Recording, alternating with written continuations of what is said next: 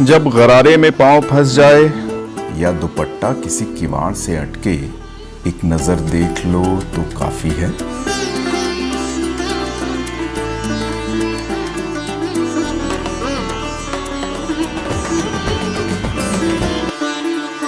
Please कह दो तो अच्छा है, लेकिन मुस्कुराने की शर्त पक्की है।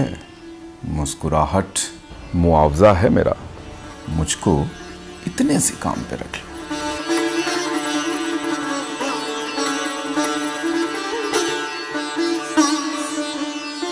नमस्कार, आप देख रहे हैं नारद मुनि लाइव के खास सेगमेंट फेस टू फेस ना। आज फेस टू फेस में हमारे मेहमान हैं एक ऐसे पुलिस अधिकारी जो वॉइस आर्टिस्ट भी हैं और जिनकी आवाज़ का जादू आजकल लोगों के दिल और दिमाग पर छाए हुआ है। जी हाँ, हम बात कर रहे हैं यूडब्ल्यू में पदस्थ एसपी राजेश मिश्रा जी से। बहुत बहुत स्वागत सर आपका हमारे कार्यक्रम में।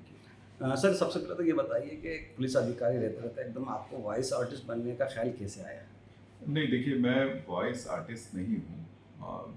मूलतः मैं पढ़ने का शौक़ मुझे शुरू से रहा है, बचपन से रहा है, और मैंने बहुत सारा साहित्य पढ़ा है और अभी भी मैं साहित्यिक किताबें बहुत पढ़ता हूँ। तो अध्ययन में रुचि होने के कारण कई कवियों की कविताएं मैंने कई मंचों पे पढ़ी, तो लोगों ने सराहा, तो अच्छा लगा। और फिर धीरे धीरे कुछ रिकॉर्डिंग्स की तो आवाज़ लोगों तक पहुंची, तो लोगों ने तारीफ़ की। और मैं कहीं से भी कोई आर्टिस्ट नहीं हूँ। लेकिन जो आपकी आवाज़ का जादू इस समय पूरे मध्य प्रदेश और मध्य प्रदेश के बाहर पूरे देश में बिखरा हुआ, लोग आपकी आवाज़ को बहुत ज़्यादा पसंद कर रहे हैं। जैसे आपने गुलजार साहब की रचनाएं हैं और दूसरे कवि हैं, उनकी रचनाओं को आपने आवाज़ देकर और एक बार जो फिर से उनकी रचनाओं को ज़िंदा कर दिया है। नहीं, देखिए, गुलजार साहब या जितने भी हिंदी के मूर्धन्य साहित्यकार हैं या जितने भी शायर हैं, उनको, उनकी शायरी को या उनकी कविताओं को, नज़्मों को, गज़लों को मैं क्या ज़िंदा करूँगा। मुझे पढ़ना अच्छा लगता है। अगर आप किसी कवि की कविता को पढ़ें, किसी गज़ल को पढ़ें, किसी नज़्म को पढ़ें, तो जिस भाव से वो लिखी गई है, अगर उस भाव से पढ़ते हैं आप, तो वो सुनने वाले के, श्रोता के हृदय तक पहुंचती है। कई बार कई कविताएं पढ़ते समय बहुत से लोगों को पसंद नहीं आती, लेकिन जब वो कविता को किसी आवाज़ में सुनते हैं तो उन्हें बहुत अच्छा लगता है। तो इसलिए मेरे दिमाग में ये बात आई कि क्यों ना कुछ कविताओं को रिकॉर्ड किया जाए। तो मैंने वैसे ही कुछ रिकॉर्डिंग्स की और कुछ मैंने फेसबुक पे भी शेयर की। जनरली मैं इससे बचता हूँ शेयर करने से, लेकिन मैं पोस्ट भी नहीं करता हूँ, बहुत कम करता हूँ। फिर भी लोगों तक पहुँच जाती हैं, जो मेरे मित्र हैं, जो मेरे परिचित हैं, जो चाहते हैं, तो मैं भेज देता हूँ। कला तो बहुत जादू होता है सर कला में कि आप वो तो अपने आप एक लोगों तक पहुंचती और आप कला को छुपाया नहीं जा सकता। वैसे आप इतने बिजी शेड्यूल रहता है आप, क्योंकि एज ए पुलिस ऑफिसर भी हैं, पुलिस ऑफिसर के को एक वैसे भी कम वक्त मिलता है, तो ऐसे में आप ये अपना जो कला है दिखाने के लिए कैसे वक्त निकाल लेते हैं? देखिए, आदमी को हमेशा अपना जो शौक है उसको बचा के रखना चाहिए। पुलिस अधिकारी बहुत अच्छे हैं। अगर आपके अंदर अपना शौक बचा हुआ, तो आपके अंदर की संवेदनशीलता अपने आप बची रहेगी। समय का अभाव निश्चित रूप से होता है, लेकिन समय बिल्कुल नहीं होता है, ये कहना गलत है। हम समय को अगर ठीक तरीके से उसका प्रबंधन कर लें, टाइम मैनेजमेंट ठीक से कर लें, तो समय बचता है। जनरली मैं अर्ली राइजर हूँ, सुबह बहुत जल्दी उठ जाता हूँ, तो सुबह का समय मेरे पास बहुत अच्छा होता है, जिसमें मैं 2-3 घंटे अध्ययन कर लेता हूँ। अच्छा, आप कवियों को भी और शायरों की जो रचना है उनमें आवाज़ देने के अलावा क्या आप खुद भी अपनी रचनाएं या हाँ, कविताएं लिख रहे हैं? मैंने काफ़ी कविताएं लिखी हैं, कुछ पत्रिकाओं में प्रकाशित भी हुई हैं, लेकिन बहुत ज़्यादा नहीं लिखा है अभी तक। लेकिन लिखता हूँ, ये सही है। आजकल जो नए जो हम बात कर रहे हैं राज्य प्रशासनिक अधिकारी या भारतीय पुलिस सेवा के अधिकारी या राज्य पुलिस अधिकारी अपने जो जॉब के साथ साथ कुछ किताबें भी लिख रहा है अपने, उनके जैसे हम अभी कई अधिकारी की बात कर सकते हैं। आपका कोई ऐसा विचार है कि इन फ्यूचर कोई बुक्स लिखने का या अपना काव्य पाठ रिलीज करने का? देखिए, कविता संग्रह एक तैयार कर रहा हूँ मैं, जो संभवतः भविष्य में अगर आ सकता है, प्रकाशित हो सकता है। इसके अलावा कुछ और चीज़ें लिख रहा हूँ, कहानियाँ कुछ लिखने की तैयारी की है, मतलब 1-2 लिखी हैं, लेकिन अभी मुझे लगता है कि समय नहीं आया है कि किताब के रूप में सर एक जो है पुलिस ऑफिसर्स को लेकर या पुलिस अधिकारी को लेकर एक जो आम धारणा ये है कि पुलिस अधिकारी असंवेदनशील होते हैं और ज़्यादा बहुत कठोर होते हैं, बहुत स्ट्रिक्ट माने जाते हैं। जबकि कवि के बारे में ये धारणा रहती है कि बहुत मतलब जो उसका सॉफ्ट हार्टेड रहते हैं, बहुत कोमल हृदय के होते हैं। तो दोनों में से आप क्या है? नहीं, देखिए मैं एक चीज़ बताऊँ आपको, मुझे बहुत गर्व होता है कि मैं मध्य प्रदेश पुलिस का हिस्सा हूँ। और मध्य प्रदेश पुलिस का सिपाही होने के नाते मुझे ये लगता है कि मध्य प्रदेश में जितनी संवेदनशील पुलिस है, आप किसी भी वरिष्ठतम अधिकारी की बात कर लें, बहुत संवेदनशीलता है। निश्चित रूप से व्यवहार को लेकर के बहुत सारी कमियां हैं हमारे यहाँ पुलिस विभाग को लेकर के, जो उंगली उठाई जाती है कि व्यवहार अच्छा नहीं होता है, लेकिन उस पर पिछले वर्षों में बहुत काम हुआ है और अब सामान्यतया व्यवहार अच्छा मिलता है। तो ऐसा नहीं कि पुलिस असंवेदनशील है, और इस विशेष रूप से मध्य प्रदेश की पुलिस बहुत संवेदनशील है। आप किसी भी अधिकारी से मिलना चाहें, किसी के पास किसी को भेज दें आप समस्या लेकर के, सामान्यतया सुनी जाती है बात। और जहाँ तक कवि का प्रश्न है, देखिए कवि जनता के बीच में ही रह करके कवि चुनता कहाँ से है विषय। जहाँ आप बैठे हैं, जहाँ मैं बैठा हूँ, सिर्फ जो भावनाएं हैं लेखक लिख देता है, आप सुनते हैं तो लगता है कि आपकी ही भावनाओं को तो लेखक व्यक्त कर रहा है, कहीं अलग से कुछ नहीं। आपकी ही कविता को वो अपनी भाषा दे रहा है, सिर्फ इतना सा अंतर है। संवेदनशीलता दोनों में है और मध्य प्रदेश पुलिस निश्चित रूप से बहुत संवेदनशील है। अच्छा सर, एक जो सवाल है कि कोई भी मतलब काम करता है या तो उसके लिए पीछे कोई मोटिवेशनल होता ही है या कोई उसको प्रेरणा देता है।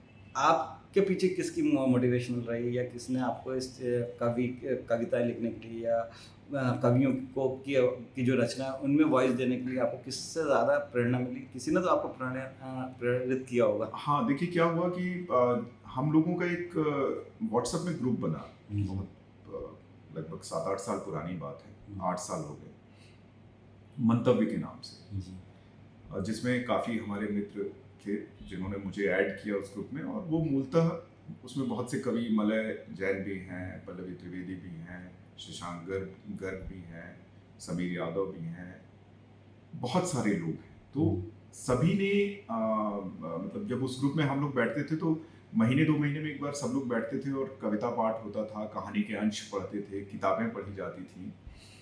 तो उसमें सभी ने कहा कि आपकी आवाज़ अच्छी है। तो पहली बार मुझे आभास हुआ कि शायद मेरी आवाज़ कविता के लिए अच्छी है। तो फिर मैंने ये कविताएं रिकॉर्डिंग शुरू की। किसी ना किसी में हिडन जो प्रतिभा होती है वो तो होती है।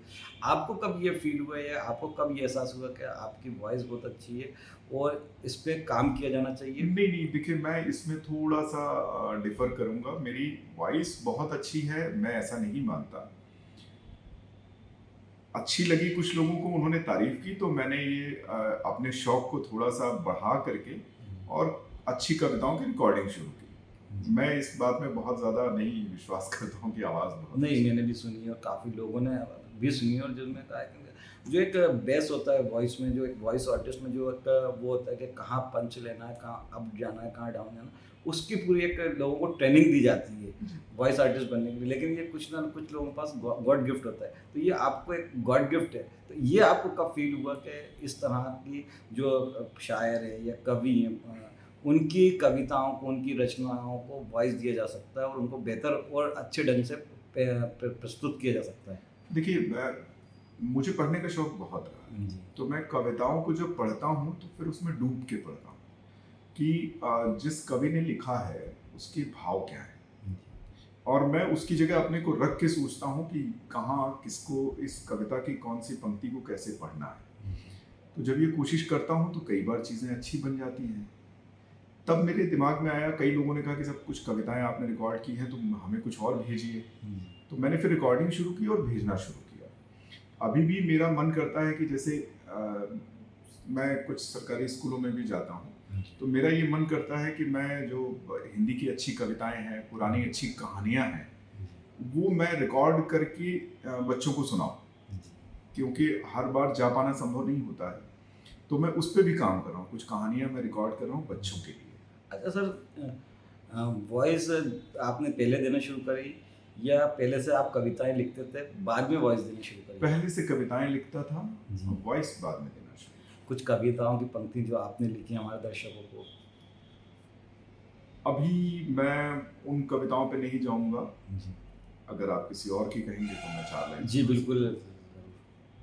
जैसे गुलजार साहब की एक नज्म है, जी। रूह देखी है, जी। रूह को कभी महसूस किया है,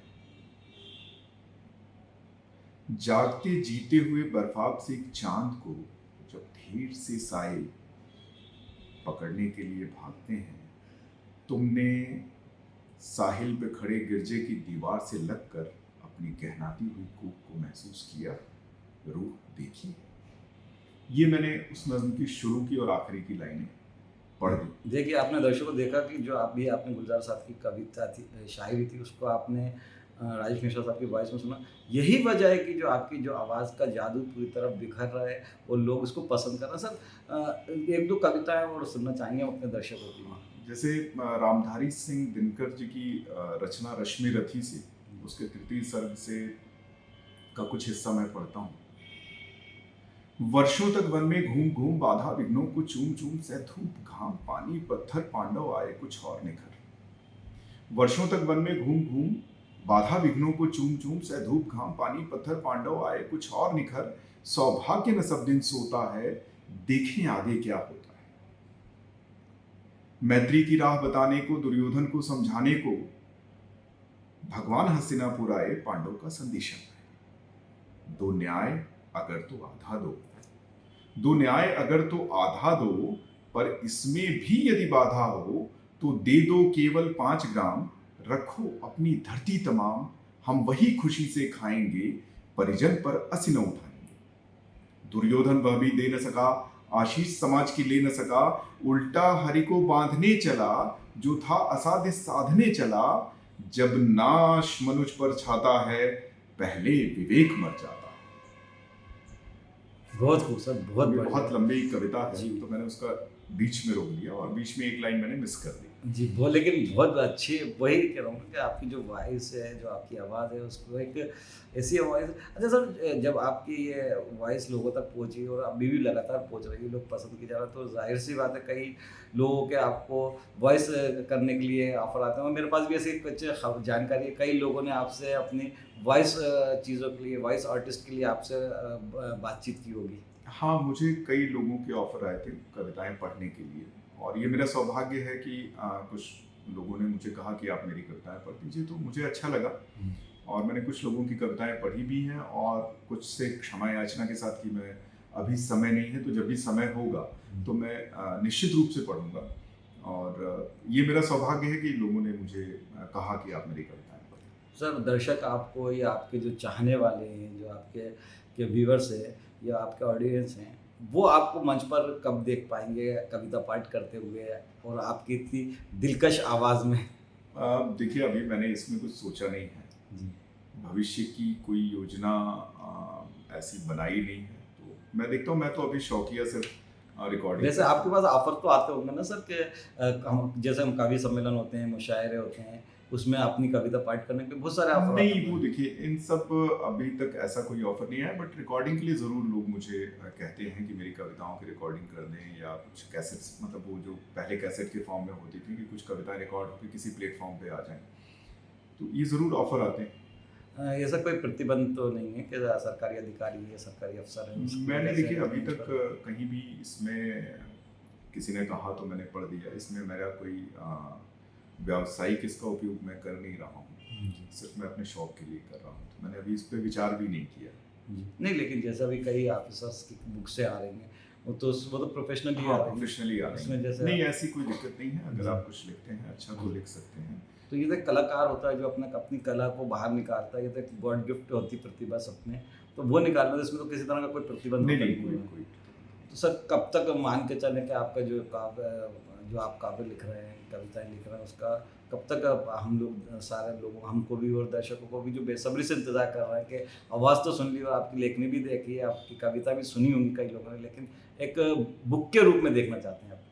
कुछ चीज़ें समय पे छोड़ देना चाहिए, और समय निर्धारित करता है कि कब क्या होना है।